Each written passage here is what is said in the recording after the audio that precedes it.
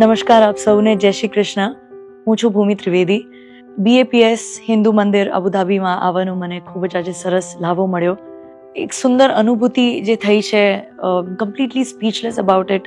પણ જે દિવ્યતા, જે ડિવિનિટી મેં એક્સપિરિયન્સ કરી છે, that's completely out of the world. મંદિરનું જે વાતાવરણ છે, અહીંયાની જે વાઇબ્રેશન છે, એકદમ બહારી દુનિયાથી તદ્દન એક અલગ વાતાવરણમાં, ભક્તિમય વાતાવરણમાં જ્યારે આવવાનો મોકો મળ્યો. I just felt like leaving all my achievements and whatever I have achieved in life, whatever small little bit of anything that I have achieved so far, I felt like shredding off everything off my shoulder and entering the beautiful mandir.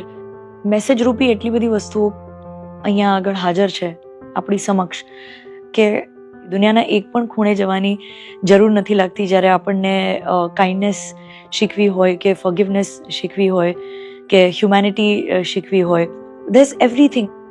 ઘણા બધા આપણા જે rituals છે, ઘણા બધા આપણા belief system છે, એ બધાને એકસાથે ઇન્કોર્પોરેટ કરીને એક યુનિટી, પીસ અને લવનો મેસેજ જે આપણને આપ્યો છે, તે એક સાથે હું એક કહેવાય ને કે એક સુંદર પોટલું વાળીને હું લઈ જાઉં છું મારી સાથે ખભા ઉપર. And I am going to cherish it all my life. જ્યારે પ્રમુખ સ્વામી મહારાજના દર્શન થયા, એની અનુભૂતિ પણ અનોખી હતી.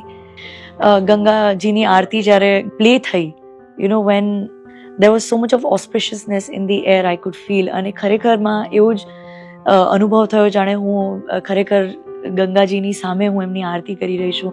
અને એવા ભાવ સાથે જ્યારે એ વસ્તુ જ્યારે આપણા મનમાં પ્રકટ થાય ત્યારે આખી અનુભૂતિ જુદી થઈ જતી હોય છે. અને જે રીતના of course hats off to team કે જેમણે આટલા સુંદર થીમ સાથે અને સુંદર વિઝન સાથે એક જે મંદિર બાંધ્યું છે, and to unite the whole world and to make it one and keep it together and intact.